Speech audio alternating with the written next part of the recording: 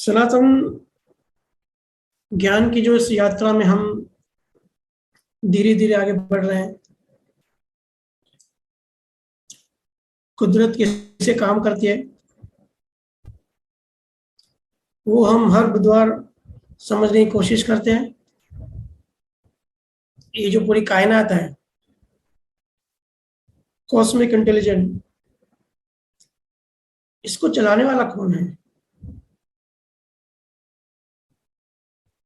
इसको कोई चलाने वाला नहीं है। सब अपने अपने नियम से चल रहा है। सब तत्व अपने अपने स्वभाव से चल रहे हैं। जैसे अगर पानी को ऊपर चढ़ाना है तो हम क्या करते हैं? मोटर से पंप करते हैं। ऊपर चढ़ाने के लिए मोटर से पंप करने की जरूरत पड़ती है। पर अगर पानी को नीचे गिराना है तो कुछ भी करने की जरूरत नहीं पड़ती, क्योंकि पानी का स्वभाव ही है नीचे की तरफ बहना, फ्लो करना। इवन अगर ग्रेविटी ना भी हो तो भी पानी का स्वभाव ऐसा है कि नीचे की तरफ जाता है। पानी का गुण ही ऐसा है। ऐसे हर तत्वों में अपने अपने गुण हैं। उसको कहते हैं स्वभाव। ऐसे ही ये जो पूरी प्रकृति है, ये जो पूरा सिस्टम है, अपने स्वभाव से चल रहा है। और ये कुदरत पूरा मैनेजमेंट करती है। अभी 2 साल हम सबने देखा कि एक छोटे से विदेशी वायरस ने, कोरोना ने पूरी दुनिया को परेशान किया। अब न्यू वायरस आया है, उसको मंकी पॉक्स कहते हैं। वो फैल रहा है तेजी से। यूके में खास करके क्वारंटाइन करना भी शुरू किया है, ऐसा सुनने में आया है। बोलने का मतलब, इंसान जब खुद को कर्ता मान बैठता है, वो मानता है कि मैं करता हूं, तो कुदरत एक मैसेज देती है कि भाई होश में आओ, नियम को समझो। यहां कोई करता नहीं है। किसी को कुछ करने का पावर ही नहीं है। कोई करता हो नहीं सकता, और इसलिए कोई दोषी भी नहीं है। और हर कोई अपनी अपनी जगह सही है। हर किसी का अपना अपना एक रोल है। जो भी है, जैसा भी है, जहां भी है, सब ठीक है। स्वामी विवेकानंद ने कहा, अगर धर्म को फॉलो करोगे तो मुक्ति मिलेगी। और कार्ल मार्क्स ने कहा कि धर्म अफीम है, धर्म को फॉलो मत करो। दोनों ही अपनी अपनी जगह सही है, अपने अपने पर्सपेक्टिव से, अपने अपने पॉइंट ऑफ व्यू से। कहने का मतलब, यहाँ कुछ भी गलत नहीं है। सब अपने अपने गुण से, नियम से और ऑटो मोड से चल रहा है।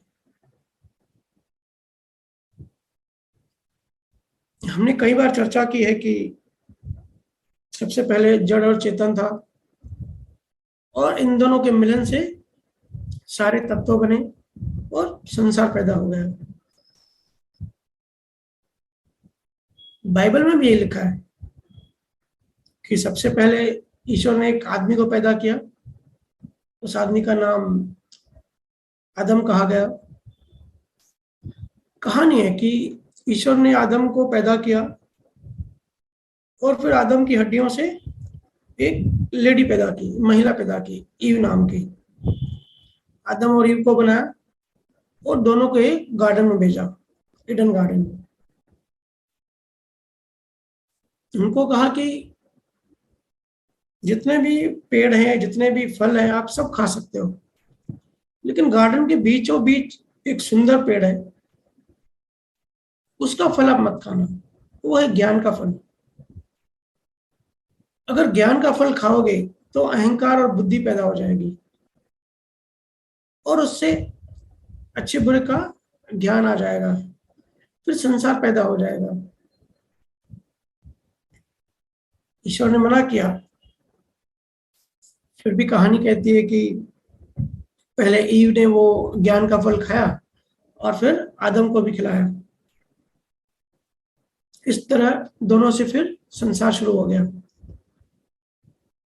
तो हम जो कहते हैं जड़ और चेतन से दुनिया बनी, थोड़ा बहुत उसके जैसा है, अलग शब्दों में है, कहानी के रूप में है, पर मिलता जुलता है। ठीक है ना?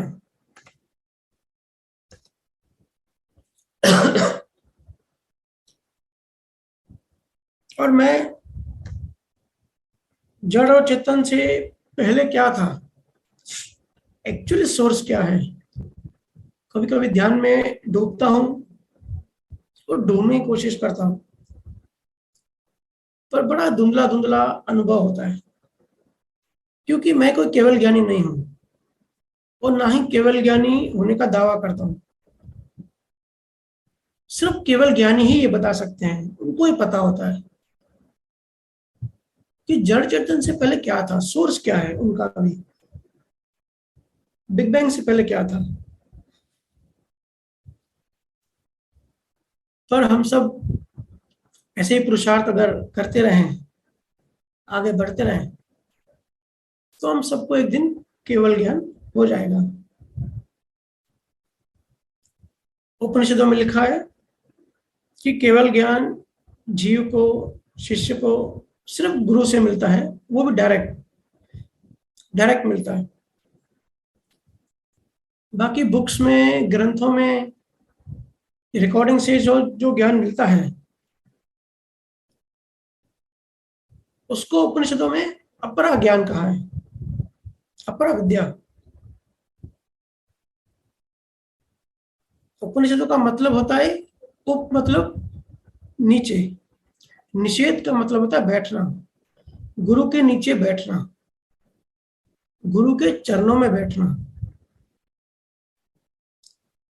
जब गुरु के चरणों में बैठते हैं तभी वो गोपनीय ज्ञान, उस परम ज्ञान का अनुभव मिलता है, जिससे हमारा यू टर्न हो जाता है, हमारी जिंदगी की डायरेक्शन चेंज हो जाती है। फिर हम संसार की तरफ पीट करके मुक्ति की ओर आगे फेस करके आगे बढ़ते जाते हैं। एक है पराविद्या, एक है अपराविद्या, या पराज्ञान अपराज्ञान। अगर सदगुरु मौजूद है, प्रत्यक्ष है, प्रेजेंट है, तो उनसे जो ज्ञान मिलता है उसको पराज्ञान कहते हैं, और उसी से आत्मज्ञान मिलता है। आत्मज्ञान अनुभव होता है, क्योंकि सदगुरु सिर्फ ज्ञान नहीं देते, ज्ञान देने के साथ हमारे अंदर ज्ञान को डालने की युक्ति भी बताते हैं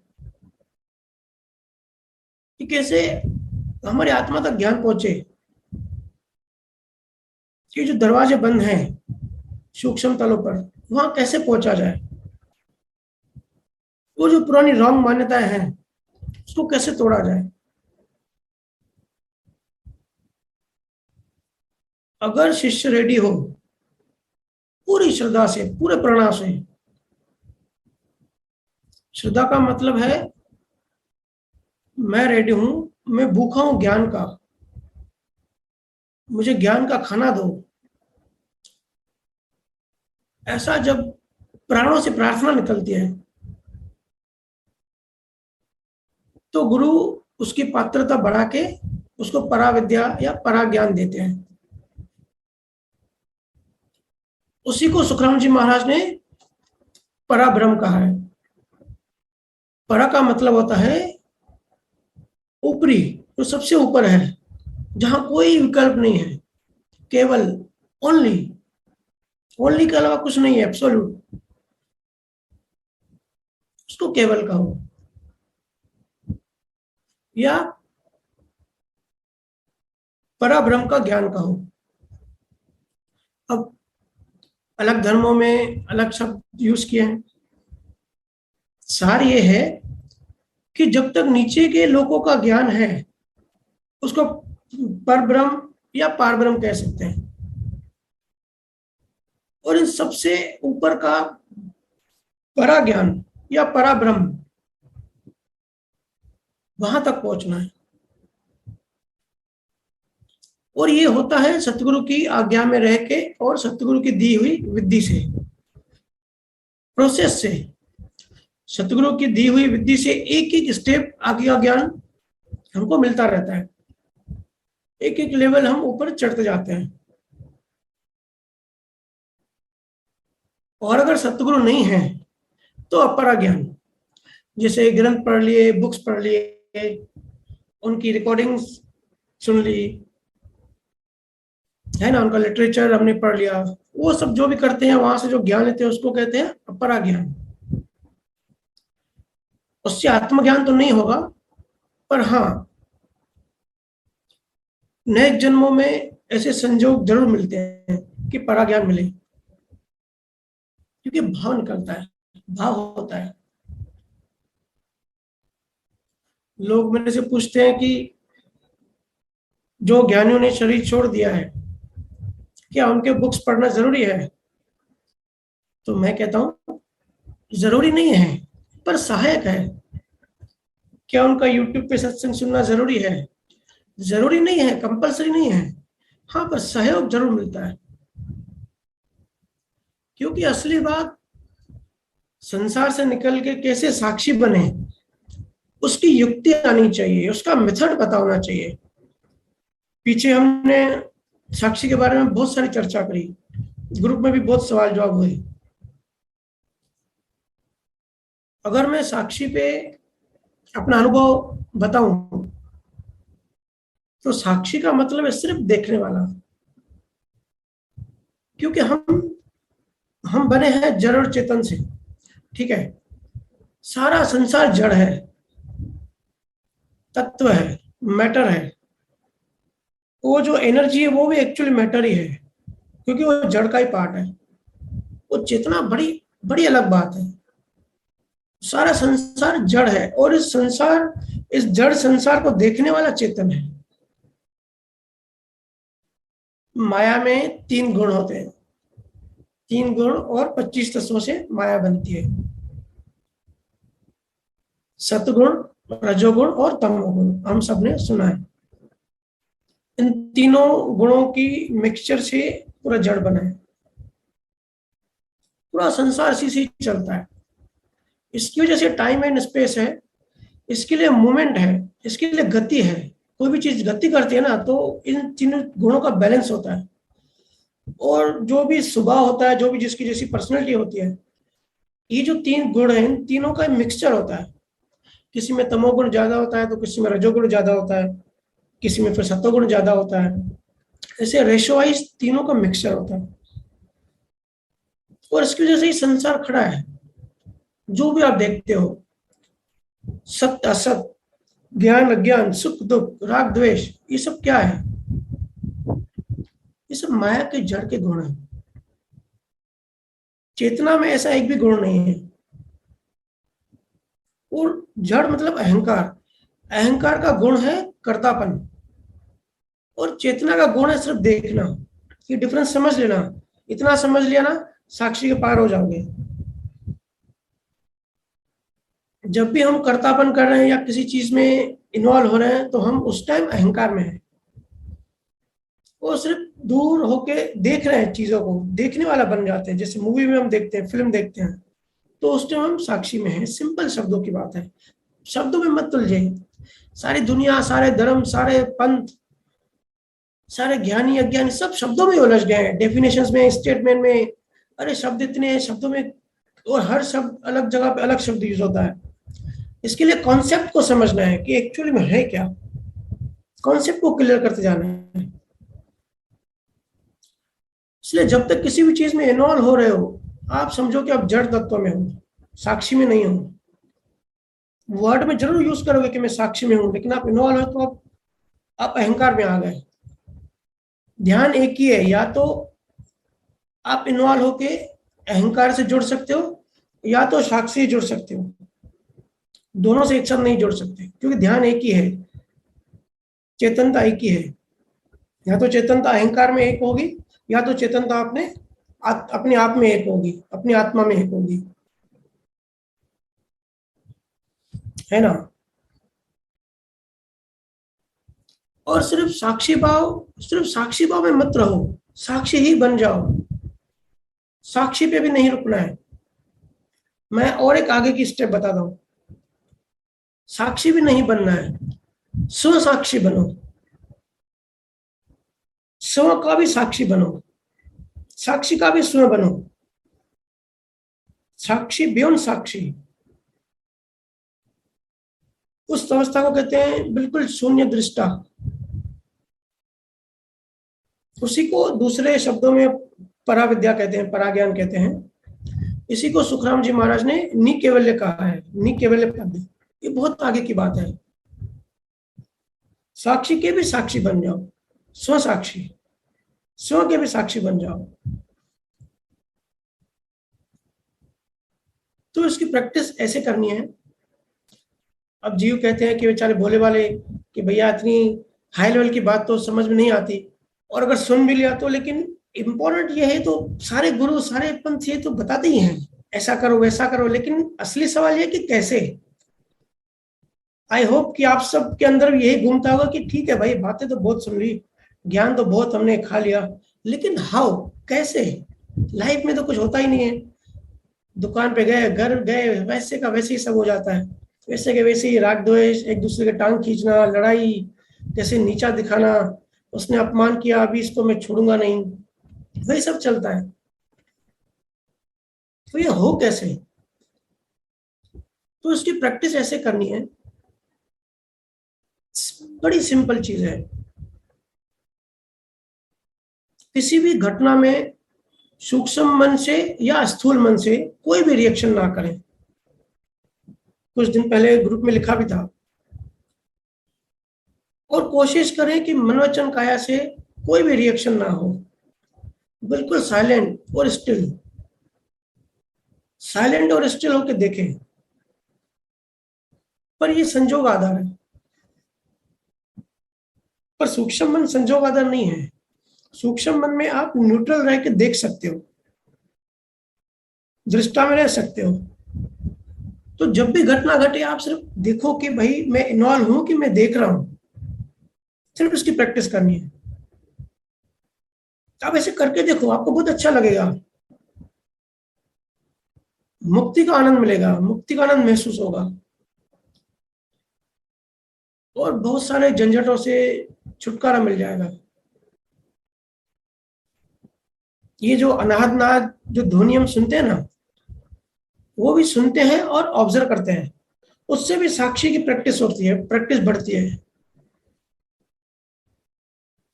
वेदांत में टोटल 3 अवस्थाएं कही है, जागृत अवस्था, स्वप्न अवस्था और सुषुप्ति अवस्था। और ये तीनों मन की ही बदलती हुई अवस्था है, अहंकार की अवस्था है बदली हुई। पर चौथी अवस्था जो है, जिसको तुरीय अवस्था कहते हैं, ये तुरीय अवस्था नाद से ही आती है, ध्वनि से ही आती है।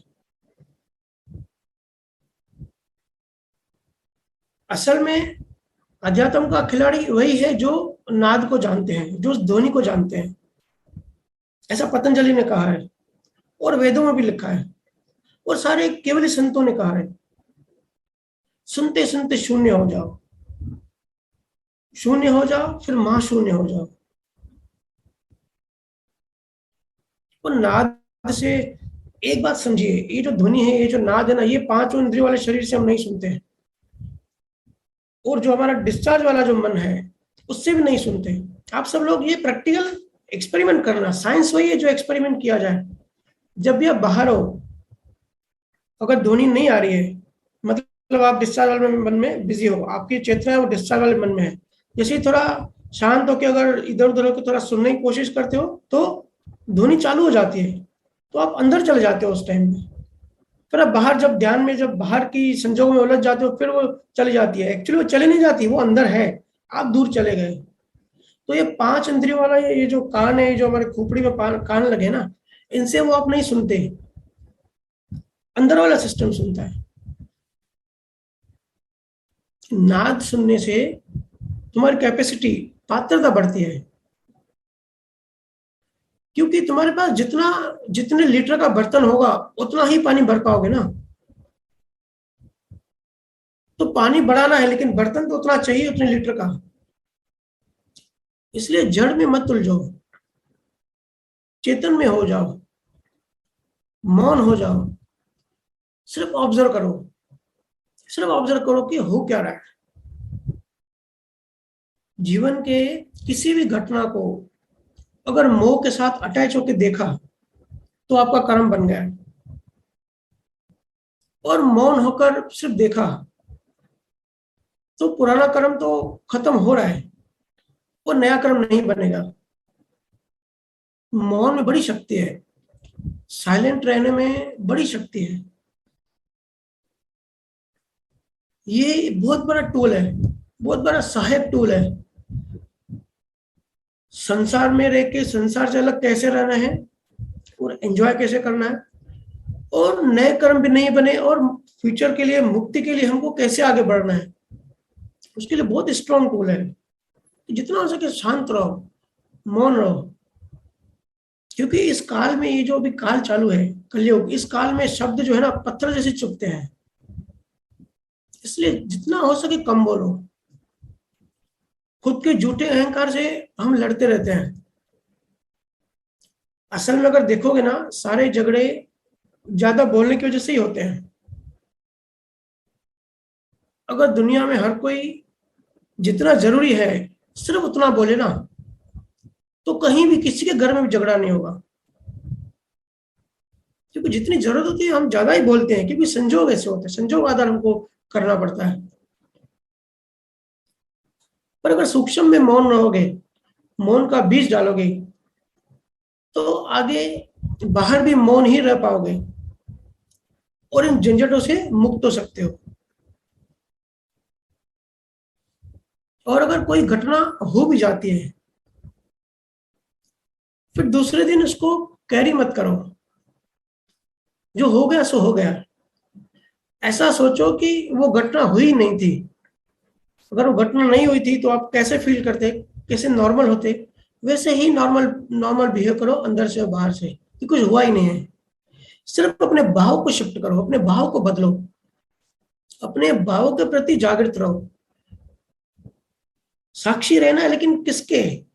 अपने मन के। अपने मन को देखो कि मन में क्या वृत्तियां चल रही है, कितना अभी गुस्सा आ रहा है मेरे मन में, कितनी जलन पैदा हो रही है मेरे मन में, कितना गुस्सा आ रहा है, कितना बदला लेने की भावना चल रही है। इस सब को देखो, चलने दो उसको, उसको रोकने की कोशिश मत करो, क्योंकि मन का नियम है, मन का नियम है कि सफेद हाथी को याद मत करो तो आपको अभी सफेद हाथी दिखेगी।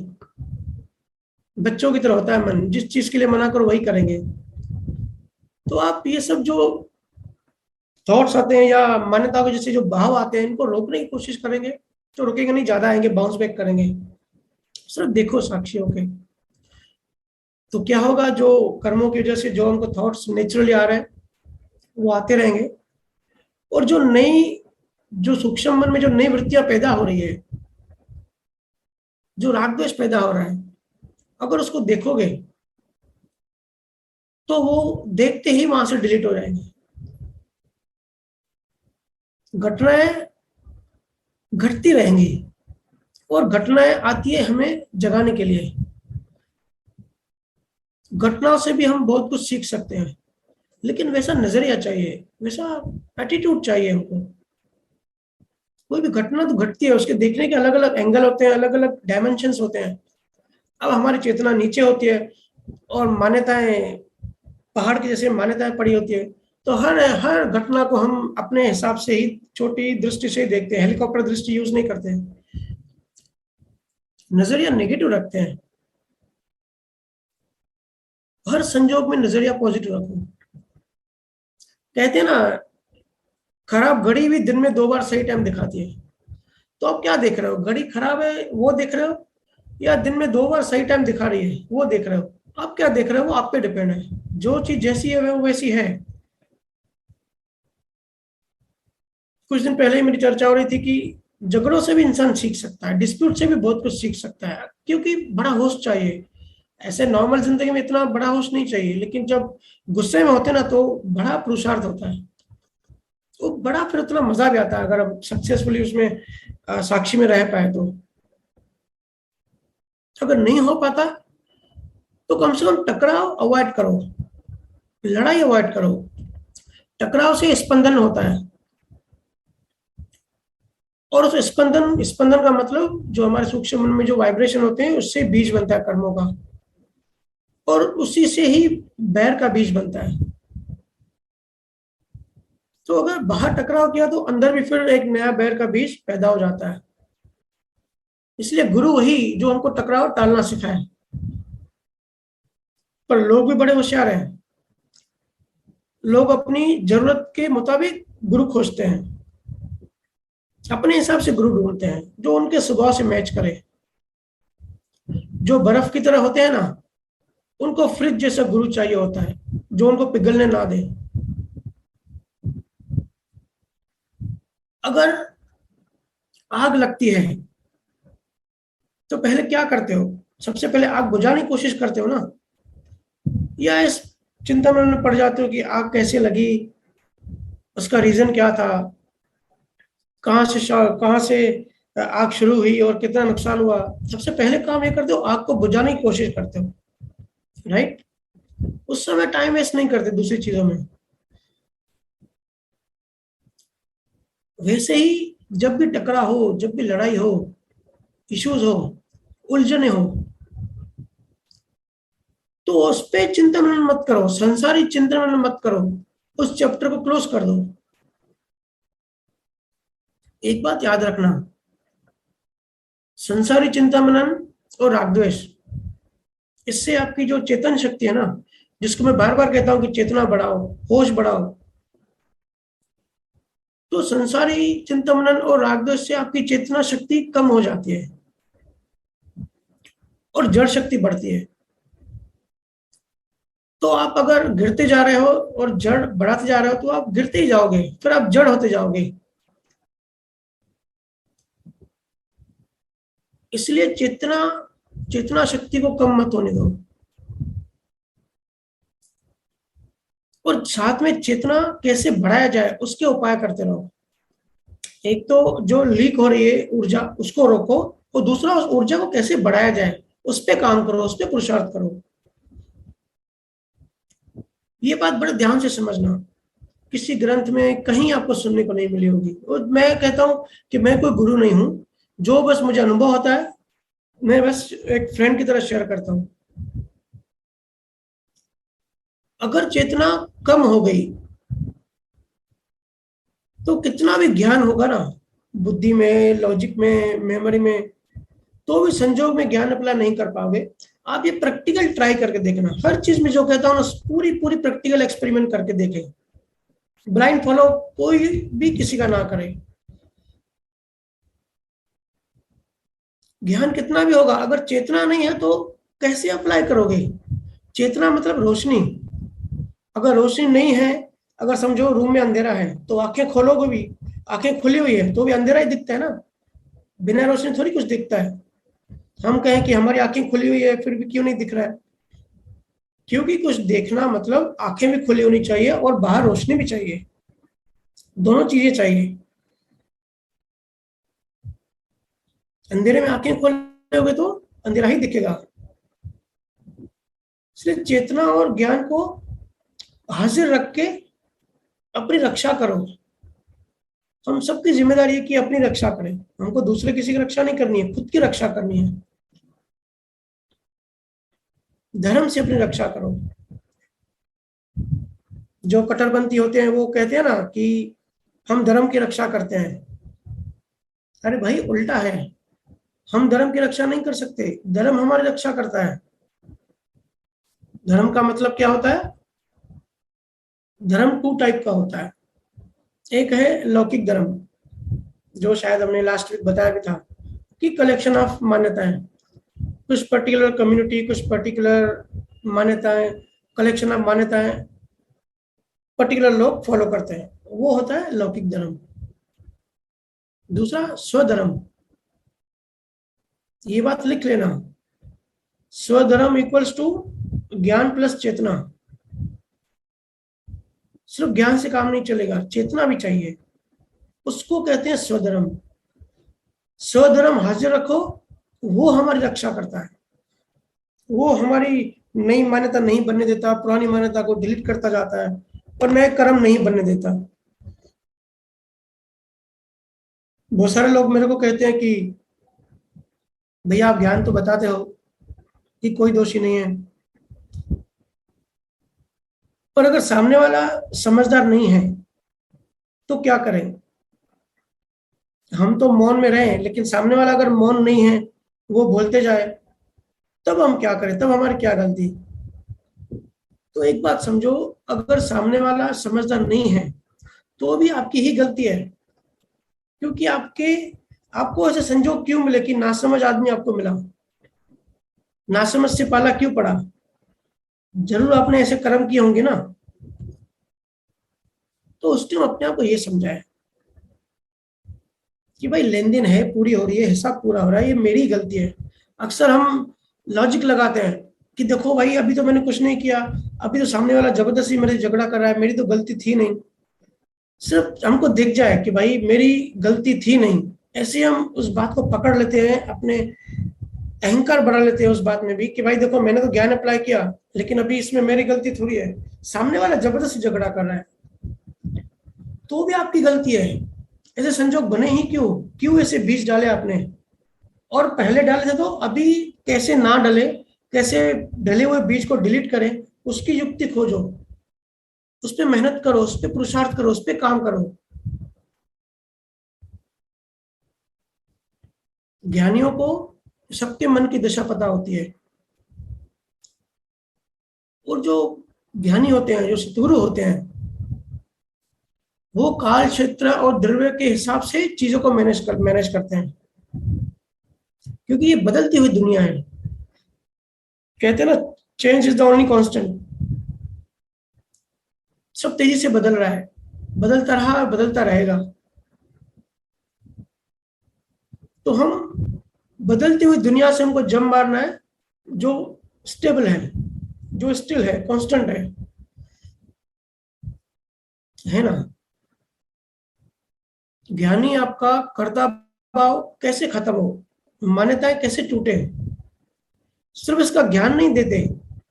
ज्ञान तो सबके पास है ही, टीवी चालू करो, मोबाइल उठाओ तो हर जगह ज्ञान ही ज्ञान है। कितने सारे पोस्ट और कितने सारे मैसेजेस, कितने सारे वीडियोस, क्या कुछ नहीं है, सब कुछ अवेलेबल है। पर इस बीमारी का ऑपरेशन कैसे किया जाए, उसका अलग अलग तोड़ निकालते हैं। ज्ञानी सिर्फ बीमारी का ज्ञान नहीं देते, ज्ञानी ऑपरेशन भी करते हैं, वो भी अलग अलग तरीके से, अलग अलग तोड़ निकाल के। आप ऐसे समझे कि अगर किसी की डिलीवरी होने वाली हो, लेबर पेन हो रहा है और बहुत बारिश हो रही है, या दूसरे किसी रीजन से हॉस्पिटल तक नहीं पहुंच सकते, और डिलीवरी भी होने वाली है लेकिन हॉस्पिटल नहीं पहुंच सकते किसी भी रीजन से, तो उस टाइम क्या करते हैं? घर पे ही डिलीवरी का अरेंजमेंट करते हैं ना, कि भाई डिलीवरी तो करनी है, अगर हॉस्पिटल नहीं पहुंच सकते तो कुछ तो करना पड़ेगा, तो घर पे ही अरेंजमेंट करते हैं कि डिलीवरी हो जाए। वैसे ही कलयुग में मोक्ष बहुत डिफिकल्ट है। मोह को तोड़ना, तन्मयता को तोड़ना बहुत डिफिकल्ट है। कई ज्ञानी तो कहते हैं कि भाई इतना इम्पॉसिबल है कि कलयुग में तो मोक्ष हो ही नहीं सकता, कलयुग में तो ज्ञान की बात ही नहीं हो सकती, क्योंकि काल ऐसा है, लेयर्स इतने ज्यादा हो गए। तो उसको कैसे तोड़ा जाए? अटैचमेंट को, तन्मयकार को कलयुग में कैसे तोड़ा जाए?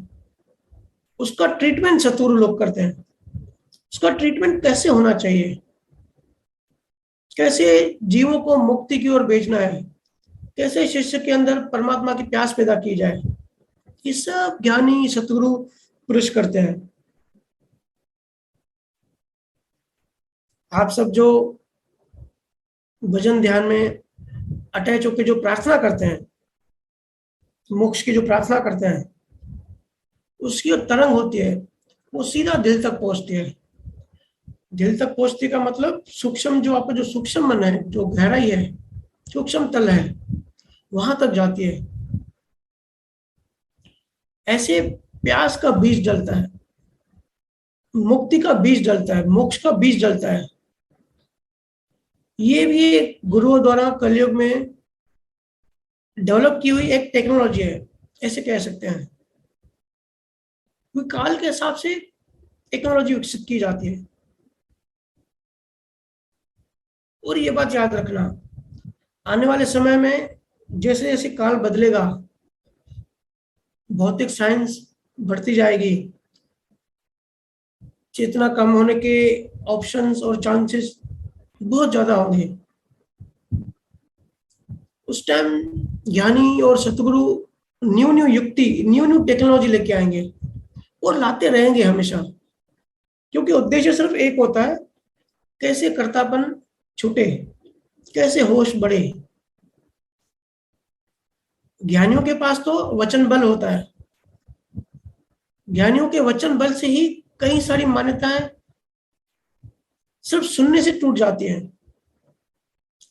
पर अगर तुम अच्छे से सुन सके तो सतगुरु सत्य ध्यान का जो दिया है वो जला देते हैं। महावीर स्वामी ने कहा है, अगर कोई 48 मिनट सतत ध्यान आत्मा में कर पाए तो वो मुक्त हो जाएगा, उसको मोक्ष मिल जाएगा। पर ध्यान टूट जाता है, ये तो नियम है, पर ध्यान टूट जाता है। 48 मिनट क्या 48 सेकंड भी आप एक जगह ध्यान लगा के देखो, डिस्ट्रैक्ट होता रहता है। इसलिए ज्ञानी स्पिरिचुअल बीमारी का स्पिरिचुअल सॉल्यूशन लाते रहते हैं। हर काल में, हर एज में ऐसे होता है। जैसे गौतम बुद्ध ने 4 आर्य सत्य दिए, 4 नॉवेल ट्रुथ, आप सबने सुना होगा। पहला सूत्र, सर्वम दुखम, संसार में सभी दुखी हैं, संसार दुखों का घर है। ये पहला नॉवेल ट्रुथ, 4 आर्य सत्य। दूसरा सूत्र, दुख समुदय है, सारे दुखों का कारण होता है, उसका कारण जानो। संसार दुखों का घर है, दुख समुदय, दुख है क्योंकि उसका कारण है, उसका कारण ढूंढो, उसके कारण में जाओ, कॉज में जाओ। देखते हो ना, हम सब एक दूसरे को अपने अपने दुख बताते हैं। दुख बताने में कितना रस मिलता है, कितना मजा आता है, कितनी सिंपैथी हम गेन करते हैं। बताते हैं पर दुख के कारण में नहीं जाते, उसका रूट कॉज क्या है वहां नहीं जाते। सब एक दूसरे को अपना अपना दुख बताना चाहते हैं, पर कारण में कोई नहीं जाता। और हर कोई अपने अपने बारे में सिर्फ खुद ही जानता है, कोई किसी को पूरी तरह नहीं जान सकता। बहुत सारी गलतफहमियां होती है। पति समझता है कि वो अपनी पत्नी को पूरी तरह जानता है, और पत्नी समझती है कि वो अपने पति को पूरी तरह जानती है, पर कोई किसी को नहीं जान सकता। हर किसी के अपने अपने सीक्रेट्स होते हैं। और फ्रायड ने तो कहा है कि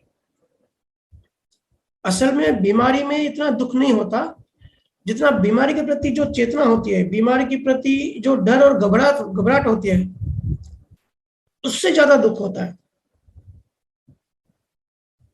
जो बीमारी में जो हमको डर लगता है ना, जो सुनी सुनाई बातें होती हैं, जो मान्यताएं होती हैं, वो हमको ज्यादा डराती हैं, वो ज्यादा दुख देती हैं। इसलिए बुद्ध ने कर्मों में बहुत जोर दिया है।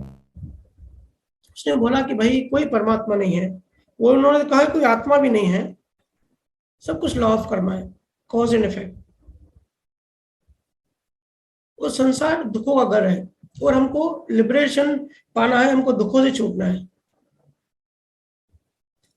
अगर आप अच्छा कर्म करोगे तो दुनिया की कोई भी शक्ति आपका कुछ नहीं बिगाड़ सकती।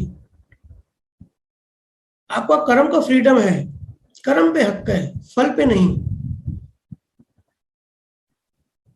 बुद्ध ने उस टाइम काफी सारे पंडितों से जब चर्चा करते थे, और पंडित जो थे वो भगवान और चमत्कार इन सब की बात करते थे, तो बुद्ध कहते थे कि छोड़ो बड़ी बड़ी बातें, छोटी चीज,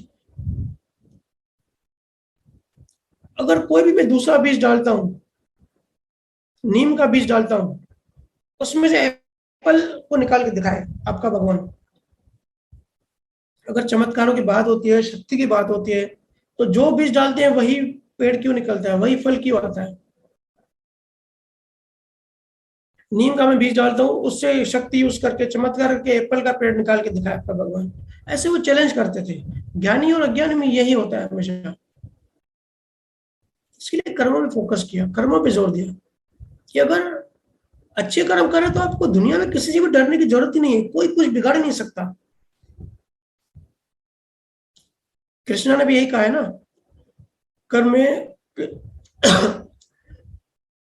कर्मविवादिकास्ते माँ फलुष्य कदाचन, माँ कर्म फले हो तो ब्रह्मा ते संगोर कर्मणि। मतलब अधिकार जो है वो कर्म पे है, फल पे फिर मेरा अधिकार है। इसलिए कॉज में जाओ, और जो फल होता है वो कर्म के हिसाब से ही होता है, कर्म के अकॉर्डिंग ही होता है। कोई भी शक्ति आके उसको चेंज नहीं कर सकती है। और अवेयरनेस, थोड़ा अवेयरनेस को भी समझना है। अवेयरनेस के बिना कर्म जो भी है वो सब पाखंड है। हमने पहले भी चर्चा की है। जैसे पंखा चलता है ना, जैसे फैन चल रहा है समझो, उसकी उसका उसका उसकी अवेयरनेस नहीं है कि मैं चल रहा हूं। या जानवर जो भी कुछ करते हैं वो बेहोशी में है, उनको अवेयरनेस नहीं है। तो अगर कोई भी कर्म बिना अवेयरनेस के कर रहे हैं तो वो पाखंड हो जाता है, किसी काम का नहीं है। अवेयरनेस मतलब ज्ञान। कोई भी कर्म बिना ज्ञान के कर रहे हैं। और अगर भक्ति नहीं होगी तो ज्ञान का अहंकार होगा, और अहंकार पतन करता है। इसलिए ज्ञान, कर्म, भक्ति ये सब आपस में जुड़े हुए हैं, तीनों साथ साथ बैलेंस में चलते हैं। तीनों में एक भी चीज कम है तो बैलेंस बिगड़ जाएगा, है ना। तो बुद्ध का तीसरा आर्य सत्य है दुख निरोध। दुख निरोध का मतलब है दुखों का अंत। दुखों का अंत संभव है, पॉसिबल है। कैसे पॉसिबल है? अगर लॉ ऑफ कर्मा को अच्छे से समझ लिया, अच्छे से जान लिया, उसको कहा है दुख निरोध। और चौथा सूत्र, आखिरी नोबल ट्रुथ, दुख निरोध मार्ग। इसका मतलब है दुखों के अंत, दुखों का अंत जो पॉसिबल है, जो संभव है, उसका मार्ग, उसका मार्ग क्या है, उसका मार्ग कैसे मिले। तो सतगुरु ज्ञानी पुरुषों से वो मार्ग मिलता है। तो ये law of Karma, law of Karma को अच्छे से समझ लें तो थोड़ा स्पीड डेवलपमेंट होता है। और इसलिए किसी से बैर मत रखो। बैर जो है ना भटकाता है, सारे संतों ने कहा है, और कबीर साहब ने भी कहा है। क्या कहा है? कबीरा खड़ा बाजार में, मांगे सबकी खैर, ना काऊ से दोस्ती, ना काऊ से बैर। किसी से मेरा कोई दोस्ती भी नहीं है और बैर भी नहीं है। सो कहते हैं न्यूट्रल दशा, शून्य अवस्था।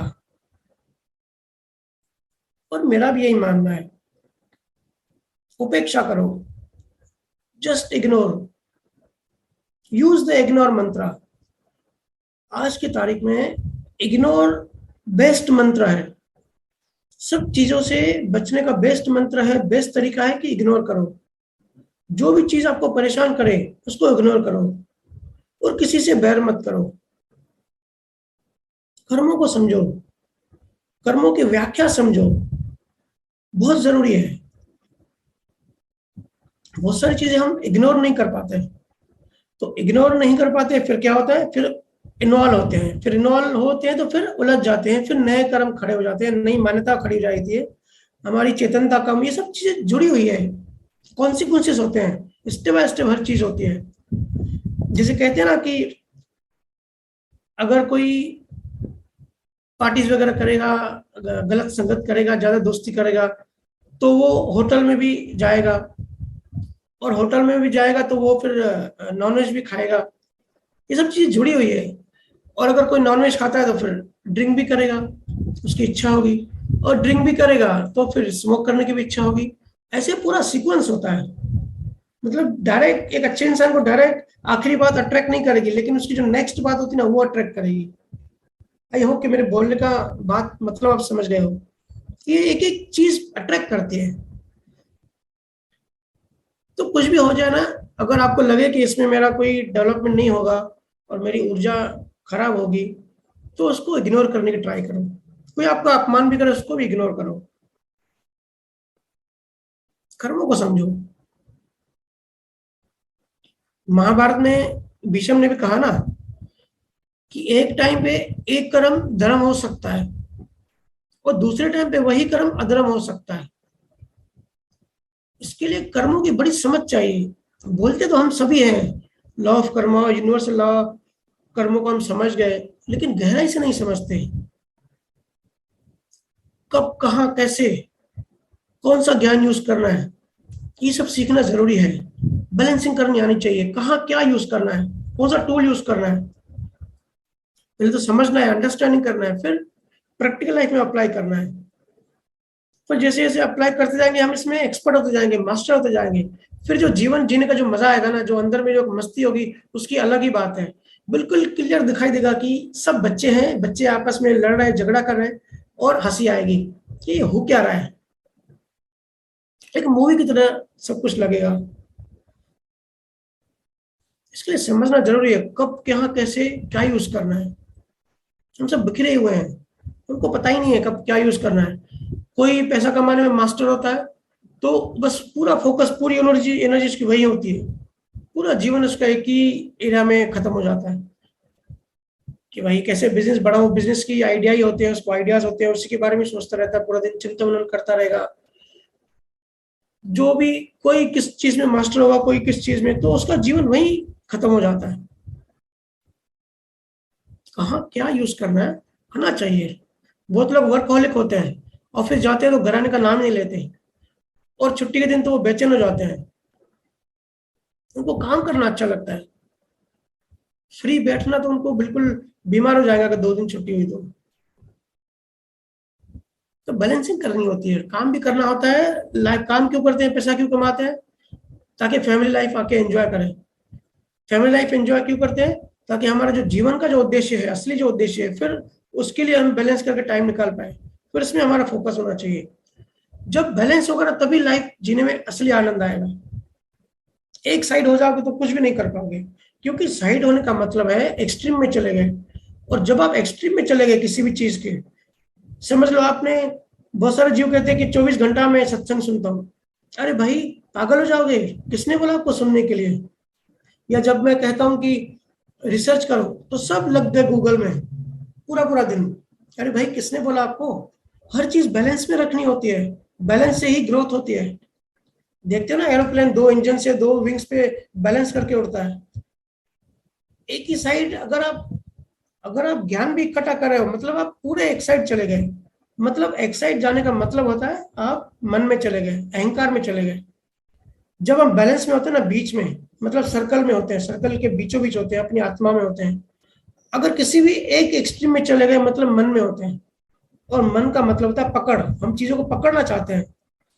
और वही मैं देखता हूँ कि बहुत सारे लोग जल्दी ज्ञानी बनना चाहते हैं, और ज्ञानी बनने का उनका इंटेंशन ये होता है कि वो गुरु बनने की उनकी वासना होती है, कि भाई जल्दी मैं यूट्यूब पे सत्संग सुनूं, सीखूं, फिर मैं एक ज्ञानी बन जाऊं, दूसरों को ज्ञान दूं।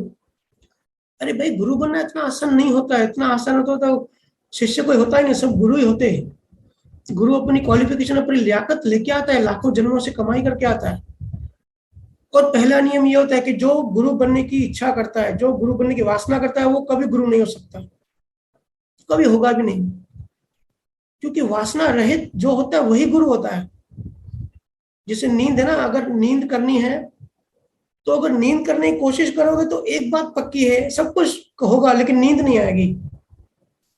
वैसे ही गुरु बनने की कोशिश करोगे, सब कुछ होगा, मेमोरी में ज्ञान बढ़ जाएगा, एक बात पक्की है, गुरु नहीं बन पाओगे। लाखों जन्मों की डेवलपमेंट चाहिए होती है, इतना आसान नहीं होता। इसके लिए बैलेंस, हर चीज में बैलेंस होना चाहिए। बाहर का बैलेंस ठीक है, संजोग आधार है, लेकिन फिर भी एक सहज कोशिश कर सकते हैं, लेकिन आंतरिक तो बैलेंस में ही रहना चाहिए। बैलेंस में हो मतलब मन के बाहर हो, एक साइड हो मतलब मन में हो। इसी के लिए न्यूट्रल, न्यूट्रल का मतलब क्या होता है? न्यूट्रल का मतलब होता है किसी भी साइड नहीं। उसी को हम अगर एक साइड होते हैं तो उसी को ही पक्ष लेना कहते हैं ना। तो सारे ज्ञानियों ने कहा है, दादा भगवान ने भी कहा है, जो अगर आप किसी का भी पक्ष लेते हो मतलब आप अज्ञान में हो, आपको मोक्ष नहीं मिलेगा। निष्पक्षपाती, निष्पक्षपाती को ही मोक्ष के वो अधिकारी होता है, लायक होता है। अगर आप किसी भी पक्ष में गए, मतलब न्यूट्रल नहीं हो, और न्यूट्रल नहीं हो तो फिर मुक्त नहीं हो। न्यूट्रल इंसान ही मुक्त होता है। इसके लिए बैलेंस में रहो, कब क्या कहाँ कैसे यूज करना है वो सीखो। डॉक्टर को देखते हो ना, डॉक्टर दवा भी लिखता है और बिल भी लिखता है, और वो दिल और दिमाग दोनों यूज करता है। वो दिल से बिल लिखता है और दिमाग से दवा लिखता है। कौन सी बीमारी है, कैसी दवा देनी है, कितना डोज देना है, वो दिमाग से लिखता है। सोचो अगर इसका उल्टा हो, अगर वो दिल से दवा लिखे और दिमाग से बिल लिखे तो पूरी गड़बड़ हो जाएगी। ये सब बैलेंसिंग करना आपको आना चाहिए। ज्ञान के साथ इतना सारा अज्ञान आ जाता है, और इस सब पे ही कर्म कांड शुरू हो जाते हैं। वाराणसी में एक साधु है जिनका 20 साल से एक हाथ ऊपर है। अक्सर जब कुंभ का मेला लगता है तो ये सब साधु सन्यासी नासिक आते हैं। तो नासिक में जब कुंभ का मेला लगा हुआ था तो मैं गया था उनसे मिलने, और उनसे पूछा था कि हाथ ऊपर रखने से आपको मोक्ष कैसे मिलेगा? मोक्ष तो अनुभव ज्ञान से होता है। उन्होंने कहा इससे ज्ञान तो नहीं मिलेगा, मैं मानता हूं, पर मेरा विल पावर बढ़ रहा है, मैं अपना विल पावर बढ़ा रहा हूं। सत्य की प्यास से जो बीज पड़ता है, मैं उस बीज को पैदा कर रहा हूं अपने विल पावर से। और ये विल पावर किया है कि कभी हाथ नीचे नहीं करूंगा, हालांकि वो उसका संजोग है, लेकिन वो ऐसे बता रहा था कि मैं विल पावर बढ़ा रहा हूं, और इससे मोक्ष पाने की जो तीव्र इच्छा है, तीव्र जो इंटेंस बीज है, वो मैं अपने अंदर पैदा कर रहा हूँ। तो इस जन्म में नहीं, पर नेक्स्ट जन्म में मुझे जरूर मोक्ष मिल जाएगा। तो ये उसका अपना एक विधि थी, एक साधन था, एक तर्क था। मैंने कहा ना, सब कुछ सही है अपनी अपनी जगह पे, कुछ भी गलत नहीं है। ये सब होश बढ़ाने के लिए सहायक हो सकता है, पर हो क्या रहा है? कोई सिर्फ विल पावर पे फोकस कर रहा है, विल पावर बढ़ा रहा है। कोई सिर्फ कंसंट्रेशन पे फोकस कर रहा है, कंसंट्रेशन बढ़ा रहा है। ये सब चीजें सहायक है, पर हमको इतना भी टाइम नहीं है कि एक एक डिपार्टमेंट में हम पूरी लाइफ खत्म कर दें, पूरी लाइफ लगा दें एक चीज बढ़ाने के लिए। कि भाई कंसंट्रेशन बढ़ा दिया, कंसंट्रेशन बढ़ाने के लिए हम पूरा टाइम दे दें। अब टाइम आ गया है, अब हमको एक साथ बैलेंस में सब कुछ बढ़ाते जाना है। ध्यान और ज्ञान दोनों साथ में चलने से होश तो बढ़ेगा ही, साथ में आत्मज्ञान अंदर कैसे जाए? ध्यान और ज्ञान साथ चलने से आत्मज्ञान डायरेक्ट अंदर जाएगा, और साथ ही साथ आत्मज्ञान पाने की प्यास की जो तीव्रता है, जो इंटेंसिटी है, वो भी बढ़ती जाएगी। इस तरीके से आप कलयुग में, इस प्रेजेंट टाइम में आगे बढ़ते जाएंगे। ध्यान दो, सांसें खत्म हो रही हैं, खत्म होती जा रही हैं। हम सबकी सांसें बहुत लिमिटेड है। सांसें सबसे बड़ा धन है। दो ही करेंसी है ना, एक वो गांधी वाली करेंसी जिसको हम नोट कहते हैं, तो दूसरी करेंसी है हमारी सांसें। सांसें खत्म हो रही है, जीवन निकला जा रहा है। छोड़ो राग द्वेष को। कब तक ऐसे ही जीवन वेस्ट करते रहोगे? कब तक लड़ोगे बैठ के? थोड़ा चिंतन मनन करो, थोड़ा बैठो, थोड़ा ध्यान भजन करो। एक बात समझो, जो चिंतन मनन नहीं करता उसका जीवन जानवर जैसा है, जिया और मर गया। अभी से मुक्त हो जाओ, नहीं तो बुढ़ापे में बहुत तकलीफ होगी। हम आज जो भी जुड़े हैं सबकी एज लगभग मिडिल एज है, 30-40 के बीच में, 30-40 या 50। तो अभी अगर हम मुक्त नहीं हो पा रहे ना, तो जैसे हमारी उम्र बढ़ेगी बहुत तकलीफ होने वाली है। इसके लिए मुक्त होते जाओ, रोज रोज मुक्त होते जाओ। ऐसा नहीं है कि भाई पर्टिकुलर उम्र के बाद हम लोग मुक्त हो जाएंगे। नहीं, रोज रोज मुक्त होना है, रोज थोड़ा थोड़ा मुक्त होना है। घटनाएं आएंगी, घटनाएं जाएंगी, घटनाएं आ रही हमको सिखाने के लिए, उनसे सीखना है, सबक लेना है। कुछ भी हमारे हाथ में नहीं है। जो भी बाहर चल रहा है ना, अभी आप देख भी रहे हो कि काफी इश्यूज हो रहे हैं, तो इस सब को भी एक मूवी की तरह लो, इसका भी मजा लो कि भाई ऐसे है। इससे भी एक मस्ती करो। लास्ट वीक हमने राम तीर्थ की चर्चा की थी ना, यूएस में गया था तो उनके ऊपर पत्थर फेंके गए, तो इंडिया आके बड़ा हंस रहा था। बोले आज राम को बहुत तकलीफ हो गई, बहुत झंझट में फंस गया। तो पूछ रहे थे भाई आप किसकी बात कर रहे हो, तो वो अपनी छाती के इधर हाथ करके कह रहा था मैं इसकी बात कर रहा हूँ, ये बहुत परेशान हो गया।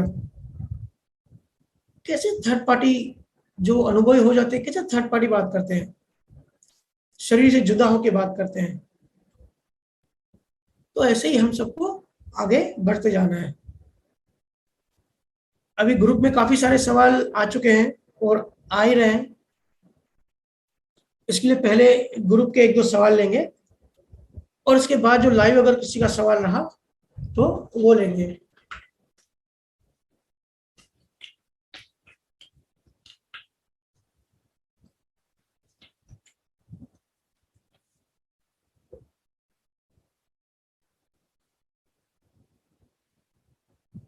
पहला सवाल है, भैया जो हम प्रतिक्रमण करते हैं वह तो स्थूल या सूक्ष्म डिलीट हो सकते हैं, सूक्ष्मतम और सूक्ष्मतर प्रतिक्रमण से डिलीट कैसे हो सकते हैं? अपनी भूल तो देखने पर ही हो जाएगी, तो प्रतिक्रमण एक टेम्पररी चीज है, स्वयं के दोष दिखेंगे तो उससे मुक्त हो जाएंगे, ऐसा क्यों बोलते हैं? देखो एक चीज समझो, जब साइंस को समझोगे ना तब पता पड़ेगा कि ये सब चीजें आखिर काम कैसे करती हैं। जो भी संतों ने ये विधि बताई है, ऐसा क्यों कहा जाता है कि सतगुरु की आज्ञा में रहो? क्योंकि सतगुरु को पता होता है कि इस काल में इस बीमारी की अभी दवा, कौन सी दवा काम आएगी। नियम तो ये है कि हम सब स्वस्थ रहें, हम सब हेल्दी रहें। स्वस्थ का मतलब क्या होता है? जो स्व में स्थित है, अपनी आत्मा में। तो नियम तो ये है कि हम सबको तो आत्मा में होना चाहिए, पर हम आत्मा में क्यों नहीं है, हम मन में क्यों है? क्योंकि हम समय में फंस गए, समय के जाल में फंस गए। और अलग काल में अलग टाइप के कर्म होते हैं, अलग टाइप का मन होता है, तो अलग टाइप की दवा भी होती है। ये सब हमने चर्चा की। विधि जो होती है वो एक टेक्नोलॉजी होती है, हर संत द्वारा, हर सतगुरु द्वारा निर्मित की जाती है। कुछ खास अपने जीवों को, जो कुछ खास बीमारियां, कर्तापन और तन्मयकार, बेहोशी, इन सबको तोड़ने के लिए, ठीक है। तो प्रतिक्रमण भी एक विधि है। प्रतिक्रमण करने का मतलब होता है कि जो भी बाहर घटना घट गई, स्थूल शरीर से, 5 इंद्रियों वाले शरीर से, उसको प्रतिक्रमण कर दो, मतलब पछतावा करो कि भाई ये भी जो हो गया, हमने किसी को कुछ बोला या हमको किसी ने कुछ बोला तो हमने उसी टाइम माफी मांग ली। तो संतों ने कहा है कि प्रतिक्रमण करने से जो अंदर जो बीज पड़ जाता है वो माइल्ड हो जाता है। तो पहले तो ये समझे कि बीज पड़ता कैसे है, क्योंकि हमारा 5 इंद्रियों वाला शरीर जो डिस्चार्ज है वो तो अलग है, और अंदर जो है, अंदर का जो पार्ट है, जो सूक्ष्म मन है, जहाँ चार्ज वाला पार्ट है वो अलग है। फिर बीज बन जाता है। इसका मतलब बीज कैसे बनता है? ये जो हम शरीर, जो 5 इंद्रियों का शरीर है, जो भी डिस्चार्ज में संजोग आते हैं, इनकी वजह से बीज बनता है। इसकी वजह से अंदर बीज बनता है ना, क्योंकि हम तन्मयकार होते हैं। हमने सुना है कि अगर किसी ने शरीर छोड़ दिया तो उसके बाद वो कर्म थोड़ी बना सकता है। कर्म बनाने के लिए भी शरीर की जरूरत है ना। तो अगर कर्म बनाने की शुरुआत शरीर से होती है तो कर्म डिलीट करने के भी कर्म डिलीट करना भी शरीर का उपयोग हो सकता है। जैसे हम राग द्वेष करते हैं, फिर वो हमारे गहराई में जाता है, हमारे चार्ज वाले पार्ट में जाता है, हम इन्वॉल्व होते हैं तो वहां बीज बन जाता है। ऐसे ही प्रतिक्रमण, ऐसा नहीं है कि हमने ऊपर ऊपर से माफी मांग लिया जस्ट मैकेनिकली, जस्ट बाहर से। प्रतिक्रमण का मतलब होता है कि जहां वो बीज बन गया, जहां डीप में, और ये सूक्ष्मतर चार्ज वाला जो कर्म का जो सिस्टम है ना, इतना डीप है कि बहुत हाई लेवल का ज्ञान चाहिए, अंडरस्टैंडिंग चाहिए समझने के लिए। फिर भी मोटा मोटी मैं कोशिश करता हूँ। बहुत सारे सूक्ष्मतर लेयर्स होते हैं। तो आपने जो राग द्वेष किया वो किस लेवल तक गया? अगर आपने माफी उस लेवल तक नहीं, अंदर गहराई में जाके माफी नहीं मांगी, तो वो रिवर्स नहीं होगा।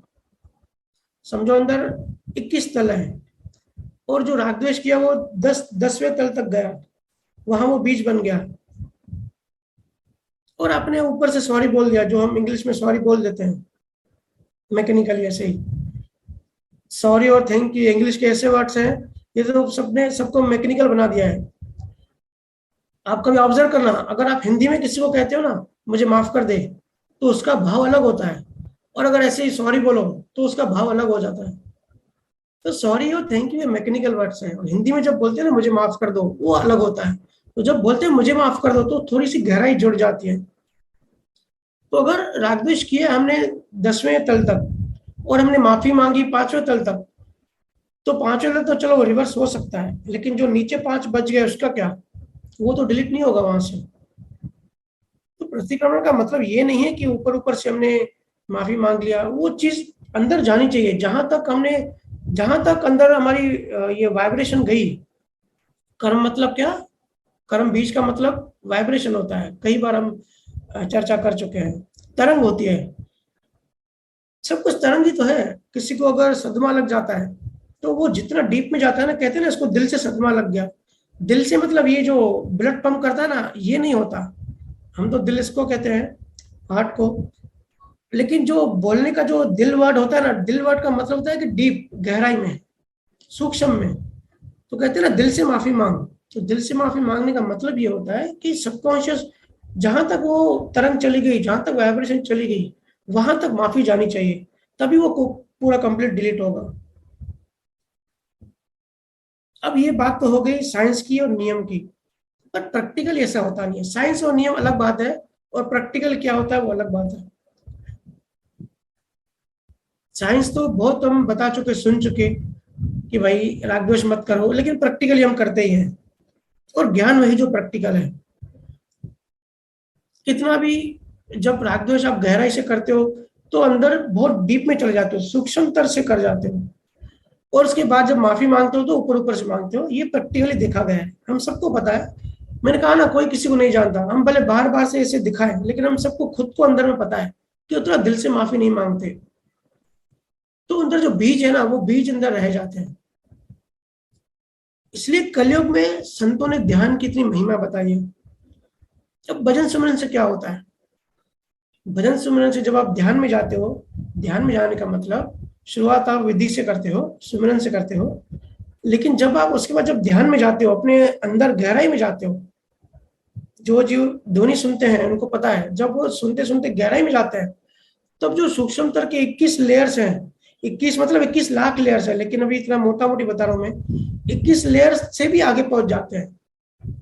तो अगर वहां पहुंच के आप अगर माफी मांगते हो तो सारा बीज डिलीट हो जाएगा, सारी तरंग माफी मांगते हो तो सारा बीज डिलीट हो जाएगा, सारी तरंग न्यूट्रल हो जाएगी। इसी के लिए गुरुजन बताते हैं कि जब भी किसी से राग द्वेष हो, तो जब भी भजन सुमरन करते हो, जब भी ध्यान में जाते हो, ध्यान में शुरुआत में भले माफी मत मांगो, लेकिन थोड़ी देर के बाद जब गहराई में होते हो, आपको होश रहता है, अवेयरनेस रहती है, तब उस गहराई में जाके माफी मांगो। माफी मांगो क्या, माफी का सिर्फ भाव करो, तो क्या होगा, उसकी गहराई में, आप इतनी गहराई में हो, हल्की सी तरंग भी बड़ा काम करती है। वो एक तरंग जो है वो मैनिफेस्ट हो जाएगी 1000 तरंगों में, और 1000 तरंगे उस तरंग को, रागद्वेष वाली तरंग को डिलीट कर देगी। इसी के लिए सारे संतों ने कहा है, सुखराम महाराज ने भी कहा है कि भजन सुमरन से कर्म डिलीट होते हैं। तो ये साइंस है, इस तरीके से डिलीट होते हैं। सूक्ष्म में जाओ, जहां वो बीज पड़ा है, आप झाड़ू लगाते हो ऐसे ही करते हो ना, जहां कचरा होता है वहां जाके झाड़ू लगाते हो, तो ये भी ऐसे ही है। तो प्रतिक्रमण करो, अच्छी बात है, पर दिल से करो। दिल से करोगे तो जहां वो बीज है वहां वो डिलीट होगा, अदरवाइज नहीं होगा। फिर तो ऊपर ऊपर से मैकेनिकल सब हो जाएगा। और भजन सिमरन जब डीप में जाते हैं तब माफी मांगो, उसकी फिर एक अलग ही, आपको पता पड़ेगा, अलग ही हल्कापन लगेगा। हल्कापन क्यों लगता है, बोझ क्यों लगता है, क्योंकि जितनी तरंगे बढ़ती जाएंगी बोझ फील होगा, और जब तरंगे वो डिलीट हो जाएंगी तो हल्कापन फील होगा। सिंपल सा गणित है, कोई बड़ी बात नहीं है। ठीक है, इसी के लिए भजन का प्रतिक्रमण करो, कोई भी चीज दिल से करो, गहराई से करो। माफी मांगो तो एकदम दिल से, गहराई से, अंदर चीज बदलनी चाहिए। दूसरा सवाल है, भैया बुद्धि और विवेक में क्या अंतर है, बुद्धि और विवेक में अंतर कैसे करें, ज्ञान समझने में बुद्धि होती है, बिना बुद्धि समझेगा कैसे, थोड़ा कंफ्यूजन है, बताएं।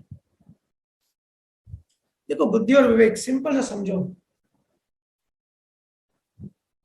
बुद्धि जो है दो चीजों को डिवाइड करती है।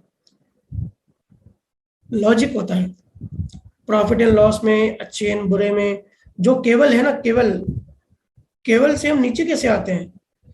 केवल का मतलब होता है कि एकाकीकरण, सब कुछ एक, ओनली, एब्सोल्यूट, जहां कुछ भी अलग नहीं है, सब एक ही है, पूरा ब्रह्मांड हम बन जाते हैं, उसको कहते हैं केवल। फिर केवल से जब हम नीचे आते हैं, नीचे गिरते हैं, मनचित बुद्धि अहंकार, जो बुद्धि बनती है, बुद्धि चीजों को दो में तोड़ देती है, डुअलिटी। शंकराचार्य ने बहुत बड़ी साइंस बताई है इस पे। अभी मैं केरला जाने का मौका मिल रहा है, तो मैं स्पेशल शंकराचार्य की जो वहां बनी हुई है वो देखने जाने वाला हूँ। हिंदू धर्म भी सनातन धर्म है, कलेक्शन ऑफ यूनिवर्सल लॉज है उसमें, तो उसको जो कलेक्ट किया वो शंकराचार्य ने किया था। तो बुद्धि के बारे में बहुत अच्छा विवरण दिया है। बुद्धि चीजों को दो में तोड़ती है, द्वैत कहते हैं उसको, केवल को कहते हैं अद्वैत, अद्वैत साधना। तो द्वैत मतलब डुअलिटी, जो चीजों को दो में तोड़ती है, तो बुद्धि ये काम करती है। और बुद्धि, मनचित बुद्धि अहंकार मन का पार्ट है। जो बुद्धि है ना, जो लॉजिक कहते हैं, वो मन है, अहंकार है। मन चित्त बुद्धि अहंकार आपस में भाई बहन है, सब एक ही है, अलग अलग डिपार्टमेंट है, लेकिन है एक ही पेरेंट से आए हैं। तो बुद्धि उसका एक पार्ट है। विवेक, विवेक जो है वो बड़ी दूसरी बात है। बुद्धि जो भी डिसीजन लेती है, जो भी बुद्धि में आएगा, वो मान्यताओं से आता है, हमारे मन के ऊपर, हमारे अहंकार के ऊपर किस टाइप की मान्यता है, उसके अकॉर्डिंग बुद्धि फैसला लेगी।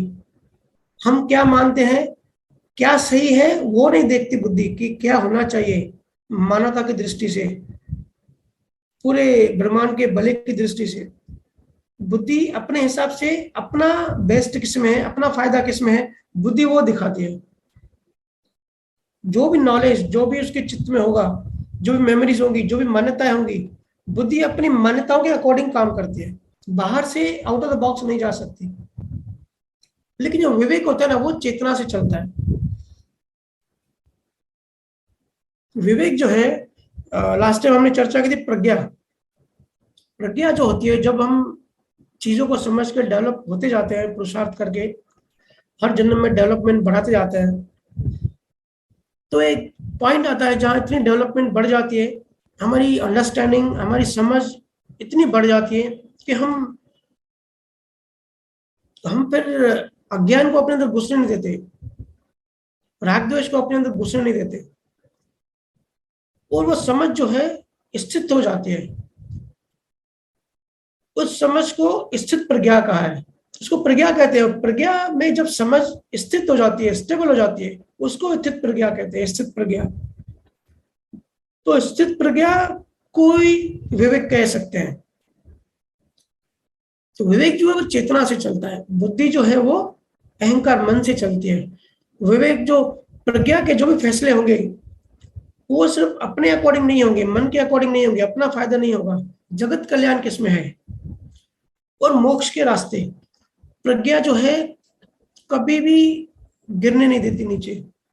प्रज्ञावान इंसान जो होता है, प्रज्ञावान, विवेक का दूसरा वर्ड प्रज्ञा है, ठीक है। तो जब मैं प्रज्ञावान बोलूं तो विवेकवान, प्रज्ञावान जो इंसान होता है वो कभी भी ऐसा काम नहीं करेगा, ऐसा उसके अंदर वो कचरा आने नहीं देगा जिससे उसकी दृष्टि गिरे, जिससे उसके और कर्मों के लेयर चढ़े। प्रज्ञा उसको हमेशा बचाती रहती है संसार से और संसार के झमेलों से, और मुक्ति के मार्ग में आगे बढ़ाती जाती है। संसार का भला किसमें है, मोक्ष कैसे मिलेगा, विवेक इंसान सिर्फ उस पर फोकस करता है कि सबका अच्छा किसमें है, सबका मंगल कैसे होगा, सिर्फ मेरा नहीं, सिर्फ मेरा फायदा नहीं। और बुद्धि जो है, बुद्धि देखेगी कि भाई मेरा फायदा किसमें है, मेरी कंपनी को कितना, कैसे प्रॉफिट होगा, भले दूसरों का नुकसान हो, उसको बुद्धि से फर्क नहीं पड़ता। विवेक को फर्क पड़ता है, क्योंकि विवेक जो है वो आत्मा के नजदीक है, वो एक होने जा रहा है कुछ टाइम में। बुद्धि का तो अपना अस्तित्व ही नहीं है, बुद्धि तो अहंकार से ही, अहंकार की उदार है, मान्यता से ही चलती है। इसके लिए बुद्धि और विवेक में बहुत अंतर है। जो भी अंदर से आपके अच्छा आता है ना कि सबका भला हो, तो समझो आप उससे विवेक यूज कर रहे हो, आप आत्मा के नजदीक हो, बुद्धि के कब्जे में नहीं हो, अपने मन के कब्जे में नहीं हो, वो सिर्फ अपना फायदा देख रहे हो, तो आप, आपको वो बुद्धि आपको सही दिखा रही है, और उस टाइम आप अपने आप को सही समझोगे कि भाई मैंने सही काम किया, क्योंकि मान्यता वैसी है। मान्यताएं जो होती है ना, हमको ऐसे दिखा दी कि हमने सही किया। तो कंफ्यूजन दूर करें, विवेक या प्रज्ञा अलग चीज है, बुद्धि अलग चीज है। जो भी हम ज्ञान समझते हैं, जो भी हम अपनी अंडरस्टैंडिंग बढ़ाते हैं, जितना भी स्पिरिचुअल डेवलपमेंट करते हैं, उससे हमारा विवेक बढ़ता जाता है और बुद्धि कम होती जाती है। ये भी वाइस वर्सा होता है, रेशो में होता है। ठीक है, मुझे पता नहीं किसका सवाल था।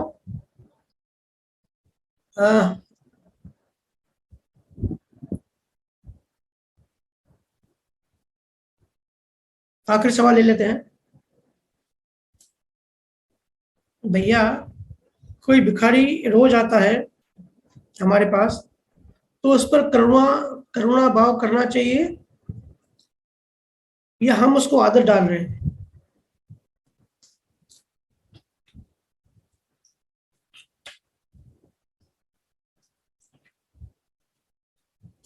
देखो अच्छे समझो, आपने पूछा है अगर भिखारी रोज आता है तो करुणा भाव करना चाहिए या हम उसकी आदत खराब कर रहे हैं। दोनों डिफरेंट चीज है।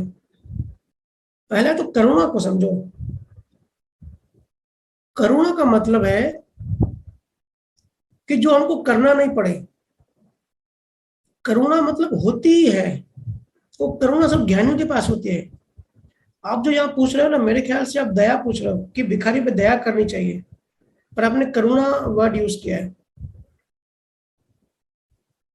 करुणा का मतलब होता है जिसमें कर्ता भाव नहीं हो। करुणा जो है वो पक्षपात नहीं करती कि भाई इस पे दया करो, इस पे नहीं करो। सिचुएशन नहीं होती कि इस सिचुएशन में करो, उस सिचुएशन में नहीं करो। करुणा मतलब 24 घंटे, 24/7, हर पल, हर किसी के लिए, दोस्त के लिए भी, दुश्मन के लिए भी, एक करुणा का भाव निकलता ही रहता है, कांस्टेंट। जिसको ऑरा कहते हैं ना, कि गुरु के पास ऐसी ऑरा होती है कि अंदर से करुणा हर पल निकलती रहती है। तो उसमें वो करता नहीं है, वो जबरदस्ती नहीं निकालते।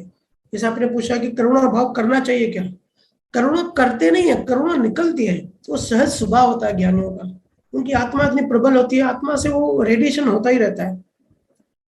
मेरे ख्याल से आप जो पूछ रहे हो दया, यहाँ दया वर्ड होना चाहिए कि भिखारी को जो रोज रोज आता है उस पर दया भाव करना चाहिए या हम उसकी आदत खराब कर रहे हैं। तो दया जो हम करते हैं किसी पे, वो संजोग आधार होता है। अगर उससे हमारा लेना देना होगा और उस टाइप का लेना देना होगा, तो हम बाहर से कितना भी रूड इंसान हो जो कि दया नहीं करते हैं, पर अगर हिसाब है तो उस टाइम उस आदमी पे दया आ जाती है। और अगर कोई बहुत दयालु भी है और हिसाब नहीं है, तो उसके उस भिखारी पे दया नहीं आएगी। बोलने का मतलब सब हिसाब स्वरूप है। हम उसकी आदत डाल रहे हैं, तो आदत डालना या नहीं डालना वो हमारा सोचने का विषय नहीं है, वो हमारा काम भी नहीं है। बहुत जीव पूछते हैं कि भैया ध्यान करना चाहिए कि नहीं, तो ये सब चीजें सिंपली समझो, इसको सहज में लो, नेचुरल रहो। अगर कहीं जाते हो, अगर कोई भिखारी दिख गया और सहज आपके अंदर ऐसा आया कि मैं दे दूं, और सहज आपके पास पैसे भी है, तो सिंपली दे दो। उसको याद मत रखो, उसके बारे में इतना सोचो मत, एनालाइज मत करो। और सोच विचार कर रहे हो कि दूं कि नहीं दूं, फिर तो मत दो। जो भी सहज है, क्योंकि कर्म सत्ता आपसे वही कराएगी, तो उसके लिए इन चीजों में ज्यादा उलझो मत। अब उसकी आदत पड़ रही है, आपने दिया, अभी वो उसको वो हैबिट कर रहा है, या तो जो रैकेट होते हैं भिखारी का उस रैकेट में दे रहा है, या तो दारू पीता है, वो सोचना आपका काम नहीं है। आपने अपना लेन देन पूरा किया, कर्म पूरा किया। दूसरे क्या करते हैं वो सोचना हमारा विषय नहीं है, वो उनका प्रॉब्लम है। हमको हमारा देखना है। सिंपली अंदर कुछ आया, हमने किया, हो गया, ठीक है, भूल जाओ, मूव ऑन करते जाओ लाइफ में।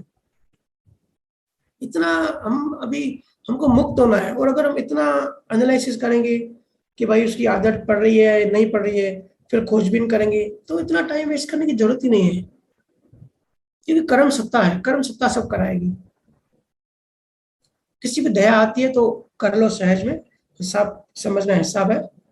और दया नहीं आती इसका मतलब ये नहीं है कि आप रूड हो, आप रूड हो, ऐसा नहीं है। इसका सिंपली मतलब है कि लेन देन नहीं है। इसी के लिए देखो, एक आदमी की एक इंसानों पे दया आती है और दूसरे इंसानों पे नहीं आती। जब मैं काउंसलिंग करता हूँ तो ऐसे काफी सारे लोग आते हैं कि भैया दूसरों पे तो दया करते हैं लेकिन घर में दया नहीं करते। तो बड़ी हंसी आती है। मैं उनको समझाता हूँ कि ये सब हिसाब होता है भाई, इसको इतना सीरियस मत लो। ऐसा लगता है कि भाई दूसरों पे खर्च करता है, या हम कहते हैं ना सिंधी में बहुत बार की पराओं को खुश रखता है और अपनों को दुखी रखता है।